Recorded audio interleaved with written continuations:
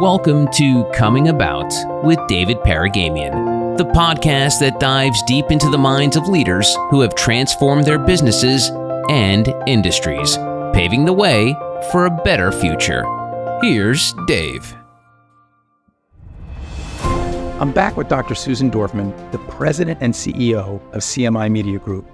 We've been discussing her remarkable journey coming to America as a refugee from Ukraine to leading one of the premier healthcare marketing agencies in the world. Susan, one of the things that I know about your company, and you touched on in part one of our conversation, is about innovation. You said to Stan Woodland, who's the executive chairman and founder of CMI so many years ago when you started, look at the asset that we have that allows us to do way more than just place aggregate media. We really know how to reach specific doctors, and we know how to create a true engagement platform for them. I would believe right then that innovation comes as a thread through your whole culture every day, starting from that moment. Is that right? Tell me more about that. So it's always about pushing the envelope. It's always about doing things differently and, having a vision for the future. So I myself come from a management consulting background, from former founders of McKinsey that started a management consulting firm. That was kind of a core also of my career journey.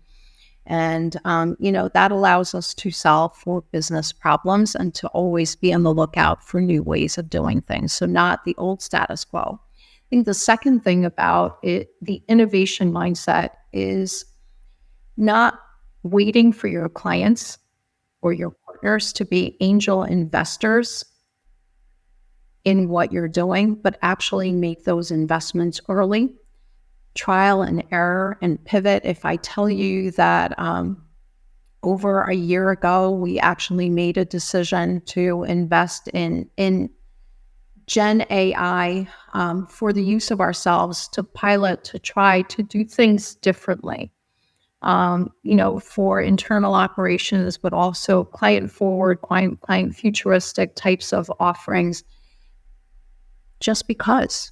And that's investing in talent, that's investing in technology. We always create that investment. I have to say that I'm incredibly thankful for our holding company, WPP, our leadership, and Stan Woodland as our chairman for always making room for those types of investments. Not a lot of agencies, I will say, not just competitors, but agencies who are in market, who have the longevity, are out there making these types of actual investments ahead of time, learning, pivoting, and adjusting as a result. So yes, innovation is a key. It's not for the sake of innovation. It's for the sake of continuing to push forward. It's also having the exploratory vision of what's next. Where's a shiny penny and where's something that is from a penny will turn into $1.10 or, $1 million. And we don't always get it right, but that's where the investment, the trial, the being able to see, project in the future makes a world of difference. Yeah.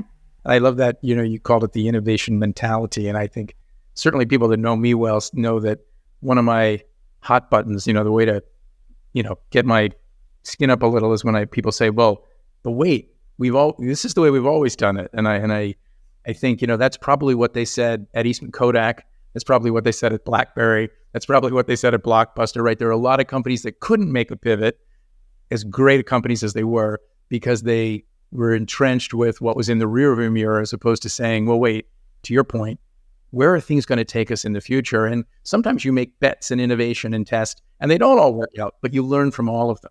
So I love that innovation mentality. Yeah. As a matter of fact, I just look back to something that Joe Woodland, who was my counterpart on the Compass side, and Stan Woodland's son, who's an incredible partner for me. I look at something that we built probably 13 years ago, and pulling it in now and looking at it with a set of eyes that I had now, I'm like, oh my God, that was so innovative. I can't believe we thought of that. Sometimes you can even be too early in your innovation. So sometimes even having that ability to go back to the past, see what you did, and be able to say, hey, maybe now is the right time for that as well, is a great part of that innovation mindset, of that, I would say challenger mindset more than, even than innovation mindset. Because if you're always in that challenger mindset, if you're always thinking ahead, if you're always thinking about how to, I know that there's a saying that better is the enemy of good. I will say that better is our most important challenger in life. Good is great, but we can and should always strive to evolve. It's interesting to hear someone who's in a company that is truly a number one market leader talk about the challenger mindset. But it actually makes, even though that sounds like an oxymoron, why would somebody who's the number one market share person be challenger mindset? But it's probably what makes them great, right? I mean, I think in any, whether you're a leader of an orchestra or you're Tom Brady and you're a football quarterback or you're the CEO of a company that's a market leader, the desire to say, I need to stay at the top of my game and keep pushing myself is probably what keeps people as market leaders, right? Yeah.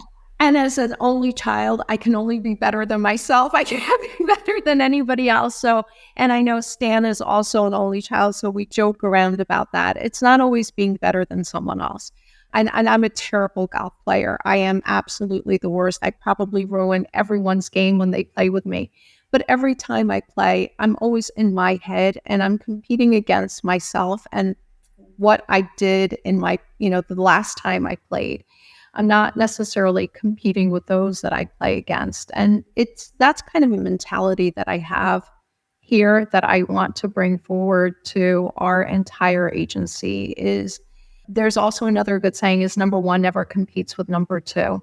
But you should always be, in order to stay number one, you should always challenge yourself to what that number one means and what it means to be better. There are tons of incredible good companies, tons of incredibly bright people out there who we should never take for granted the fact that we're number one. We should never take for granted our clients and their trust and, how they perceive us. We always need to strive to be better, to do better work for them, to leverage more efficient and effective ways of doing things for them. If we just stay in the status quo, at some point, we will not be worth the value that they entrust us to bring to them. So I think that's a really important part of who I am. And I think that, that's not for everybody.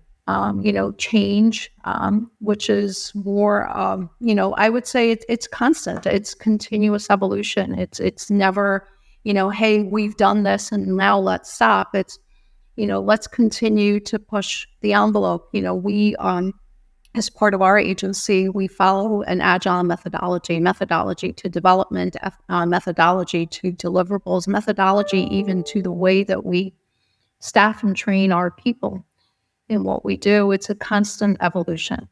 It's, learn, bring to market, learn, adjust, bring to market, continue to evolve, continue to be better. In that spirit of competing only against yourself and always wanting to drive yourself to be better, I'd be remiss if I didn't allow us to talk a moment about, along your journey, you went back to school and picked up a doctorate. Can you share with us a little bit about that? Coming from my Eastern European background, my mother has her, I think it was an equivalent to a PhD. So, come from a very highly educated family. And I think for my family, it was really always important for Susan to become a doctor. Now, while I wasn't smart enough to become a medical doctor like my son, I had always wanted to get a PhD, a higher level degree. When I was much younger, I was actually getting my PhD in theater. And I realized I really have no talent. That's just not who I am. So I put it on hold to have my son, to bring him into the world and also give him a stable family background, home background. So at some point, I made the decision to get a PhD. At that time, it was no longer theater. It was health and health administration, because that's where my passion was. And yeah, I chose to do that, and incredibly thankful that I had the opportunity to get that degree. And I'm sure not an easy thing as a professional. You have a spouse, you have a child, you have a job, you have all, other family and other responsibilities, but certainly something that you're glad you did and adds value. And so I think, again, for the listener, that whole idea of not being afraid to try new things. And you started down a path that was, I'm going to get a PhD in theater, and wound up with one in health and health administration. Couldn't be two different things. And you weren't afraid to say, hey, I'm on the wrong path. I got to get on a different path. Yeah, and also not afraid to say, I have no talent here. This is never going to happen for me. Being able to see that and recognize that, and then choosing, alternative ways. I will also say that, getting a higher degree makes you incredibly humble. You probably see a lot in the news right now, making sure that people are sourcing information, quoting, giving credit for alternative sources, especially with your PhD. You have no credibility. So you have to cite every source. It's not about what you think. It's about kind of bringing conclusions based on other research and other work. Incredibly challenging. I will say that I had lots of meltdowns like, oh my God, I can't do this. But in every one of these meltdowns, getting yourself off the ground and being able to say, yes, you can, and you will. And it's not that bad. And putting things in perspective and compartmentalizing. There's a strength in that you don't know that you have until you go through it. And, certainly having strong friendships, family support, and just, kind of your own balancing board to be able to say, it'll be okay. You'll be okay. Is a humbling and important experience. I certainly oftentimes invoke the whole idea that resilience and grit is a big factor in determining what really success is. Not necessarily financial success, title on your resume success, but just success in propelling yourself forward in life. There's that getting yourself up when you've been knocked down, dusting yourself off, learning the lesson and moving forward. The grit it's such a key. And again, I'm so thankful for my family and their immigration journey, and everything that they had shown me, because I don't know that I would find the strength within myself if I hadn't seen it in them. And I know my son always tells me, like, no matter what challenge I have, sometimes, when he was younger, he would have, probably still does, these breakdown challenges, like, I can't do this. And I would be like, yeah, you can. Let's just figure out how. Let's figure out the path. So I don't think I ever let him off the hook easily. And, I'm incredibly proud of the young man that he is today as a result of that, and just how he himself goes through his, his own professional and personal journey. Yeah, thanks for sharing that. Well, as we get close to the timeline here on the end of our podcast, I wanted to make sure I gave you an opportunity to talk a little bit about any predictions, insight, trends, whatever word you want to hang on it. I don't want to ask you to set yourself up too much on a prediction necessarily, but any trends or insights that you see for us in the healthcare advertising and communications business as we roll into this new year?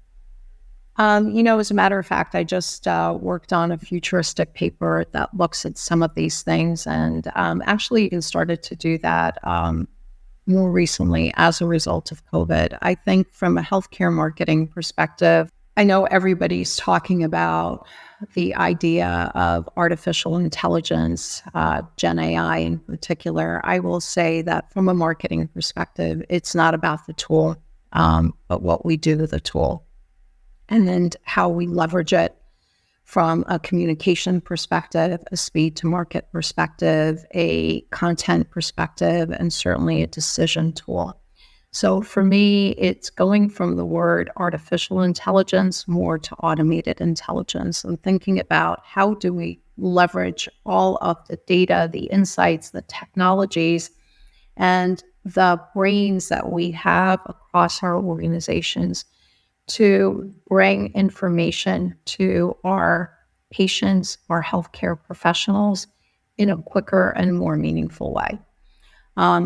Another prediction that I have is that automation, especially in healthcare, is not enough to service the patient in the most meaningful way. There's a human touch component that is incredibly important. Health is not synonymous to going to the supermarket and buying a box of cereal, or even getting a new car or a new dress or new shoes or a new shirt. It is about getting back to the way that we were. And if you yourself have experienced health challenges or live with someone who has experienced health challenges, you'll know the importance of the human touch. So I think as we personally think as marketers, as advertisers, as we think of ways to better the lives of people, I think we need to think of it not just from a technology perspective, but also how do we bring the human touch when they need it most. A few other predictions, we will move from the concept of omnichannel. It seems like everybody's on the omnichannel bandwagon in addition to the use of AI, to more of an omnipresence. If you're really going to put people in the center, your customers in the center of everything that you do, you will think about their journey and make sure that they have a meaningful surround, not the same surround everywhere they go. But they choose their channels of communication from human to digital to traditional, whatever those choices are. As a matter of fact, we are omnipresent in the way that we consume information and just by means of who we are. We need to make sure that we are allowing people to get access to what they need and how they need it, whether it's push, whether it's pull, through the right channels based on their expectation of those channels. It's not about the same. It is about meaningful. So those are probably the three critical ones. I will say that we should also watch for trends of younger people getting sicker earlier in their journeys and in their life. So I feel like what we do is going to be much more important for a greater number of people. So we just need to be thoughtful about people, not just by who they are, but also, there are some vast generational differences, gender differences.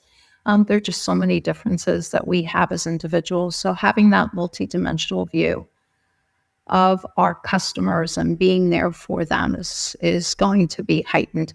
Totally aligned to all three of your comments. And that third one about thinking about omni-channel more as omnipresent, I love that. I may borrow that. I will appropriately cite to the comment made earlier about attribution of quotes, but I will cite to Susan Dorfman the omnipresent, because I do love that reflects the fact that everyone is on a unique journey, and what works from a communication to a certain person who's living in an urban environment in Boston is different than what for someone living in rural West Virginia.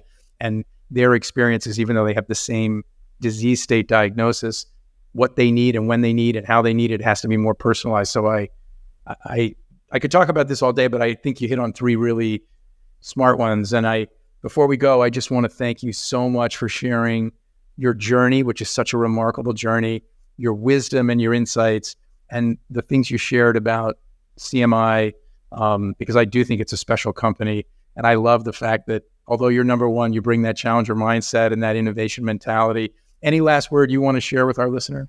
I'm just incredibly thankful and humbled by your kind words. It means a lot to hear that from you. So thank you. No, thank you. And I will tell you one last thing just between us.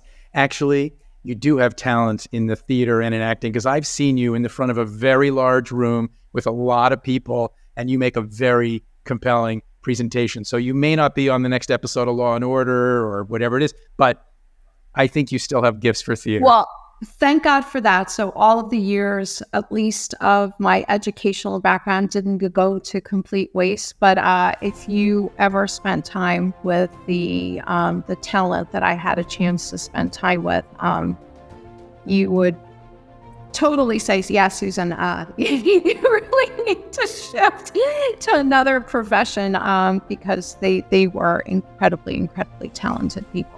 The pivots on your journey have brought you to a great place, and I enjoy seeing what's next. And Thank you for sharing some time with us today. I really appreciate it. Thank you. You're welcome. And that wraps up another episode of Coming About. If you like the show, please take a moment to subscribe so you get notified of future episodes and catch up on the ones you missed. And please feel free to share and tell your friends. Thank you so much. This has been Coming About. We hope these conversations have left you feeling empowered and ready to take your organization to the next level. To speak with Dave about your business transformation or to learn more about Health Monitor Network, go to healthmonitornetwork.com. And don't forget to check out his book, Coming About: How We Transformed a Major Media Company and the Lessons There for You. Available wherever books are sold. Coming About with David Paragamian is a production of Advantage Audio.